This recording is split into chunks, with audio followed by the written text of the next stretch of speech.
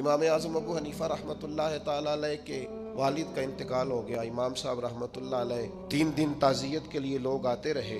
چوتھے دن گلی سے گزر رہے تھے، آپ کے ساتھ خدام، شاگرد، ارادت مند بھی تھے۔ گلی میں گئے تو وہاں آپ کا ایک مخالف، مسلمان تھا، مومن کہلاتا تھا، پر آپ کا مخالف تھا۔ تو وہ چوک میں آپ کو مل گیا، السلام علیکم کے فوراً بات کرنے لگا، اے نعمان بن ثابت، میں نے سنا آپ کے والد کا انتقال ہو گیا۔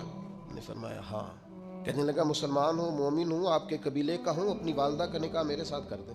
بڑی تکلیف والا منظر ہے، بڑی اذیت ناک بات۔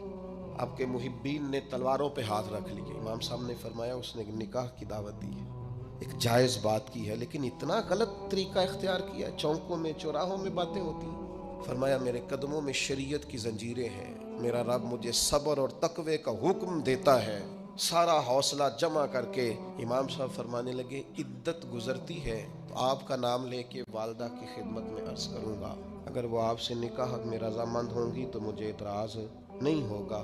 یہ جملے کہے اور پھر بوجھل قدموں سے 4 قدم آگے اٹھائے تو امام صاحب کے آنسو نکل گئے، اور اپنے آنسو پونچھ کے کہنے لگے، کئی دفعہ یہ اخلاق کتنے صبر آزما ہو جاتا ہے اور کتنی مشکل میں انسان کو لے جاتا ہے۔ ابھی امام صاحب اگلے چوک میں گئے تھے، وہ دھڑام سے زمین پہ گرا، اس کی روح پرواز کر گئی۔ لوگ دوڑے آئے، کہا حضور اس کا انتقال ہو گیا۔ آپ نے کیا کہا؟ کوئی بد دعا دی؟ فرمایا میں نے بد دعا نہیں دی، ابو حنیفہ کے صبر نے اس کی جان لے لی۔ اس نے میری والدہ کے بارے میں اس طرح چوک میں جاگ رسائی کی اور یہ انداز اختیار کیا۔ اسے پتا تھا کہ شریعت اسلامیہ مجھے صبر کا اور تقوی کا کہتی ہے، جائز بات پر یہ انداز جائز بات کا۔